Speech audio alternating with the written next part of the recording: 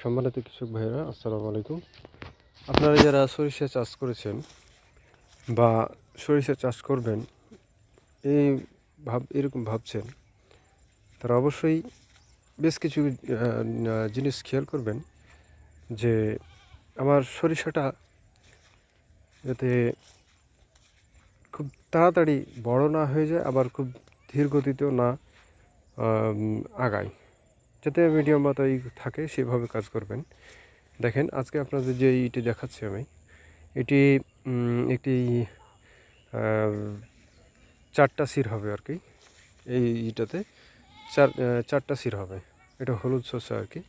তো এই শস্যটাতে প্রথমত আপনারা যে ইগুলো দিবেন মাটির তলে আর কি, মাটির তলে প্রথমত আপনার বিঘা প্রতি আপনার 20 কেজি ডিএপি দিবেন বা টিএসপি, আর 10 থেকে 15 কেজি মতন ইউরিয়া, আর 10 কেজি এমওপি অর্থাৎ পটাশ, আর বিঘা প্রতি 1 কেজি করে জিঙ্ক দিবেন।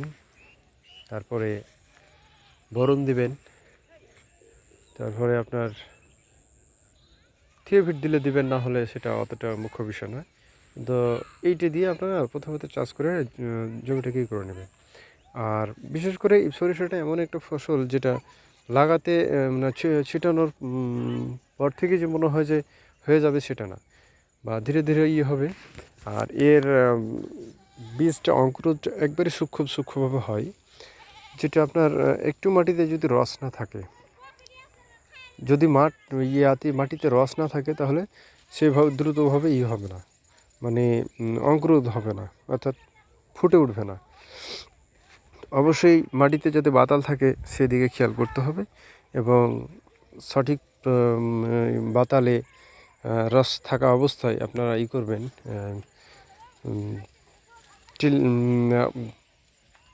আপনার হাল চাষ করে তারপর আপনার শস্যটা ছিটাবেন।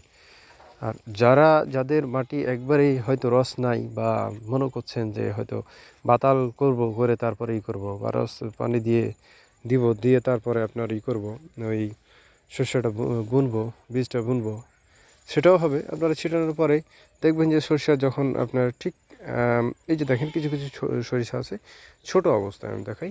এই যে দেখেন, এরকম ছোট অবস্থায় যখন যারা থাকবে, তা সেই মুহূর্তখানে আপনারা এই মোটরের পানি দিয়ে সেচ দিয়ে দিবেন। সেচ দেওয়ার পরেই আপনারা জায়গা পাইপ ফেলে দিয়ে তারপরে আপনারা সেচ দিয়ে দিবেন। তাহলে দেখবেন যে আপনাদের সরিষাটা খুব সুন্দরভাবে হয়ে গেছে, বের হয়ে গেছে।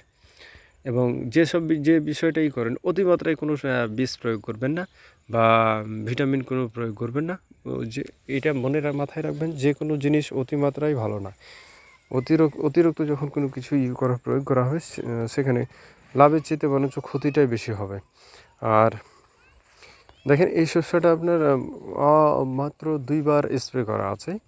তা আবার কিছু কিছু উপাদান দিয়ে, যেমন বাইজেব অথবা ম্যানকোজেব, তারপরে যে কোনো একটা ফ্রিজিয়ার দেবেন প্রথম অবস্থায়, থিওভিট, যে কোনো কোম্পানি থিওভিট।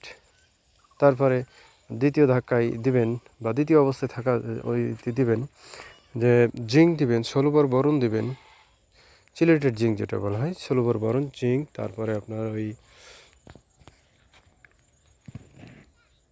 আর বেশ কিছু দেওয়ার দরকার নেই, বা হয়তো দেখবেন পাতা কুড়ি লেগে গেলাম, কার্বন ডাইজিম বা কপার অক্সিক্লোরাইড, এসব এইগুলো আপনারা দিতে পারেন, প্রয়োগ করতে পারেন।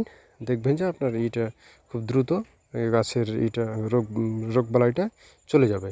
আর বিশেষ করে যে এই মুহূর্তখানে যে জিনিসটা ফেস করা হয়, আপনার এই যে এখন এই ফুল থাকা অবস্থায় দেখবেন জাব পোকার আক্রমণটা বেশ ভয়ানক।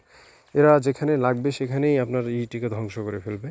অতএব সকাল এবং সন্ধ্যা সম্ভব হলে দিনে 2 বার অথবা 1 বার হলে জমিতে এসে ঘুরে ঘুরে দেখতে হবে যে জাব পোকা লেগেছে কিনা, বা হয়েছে কিনা।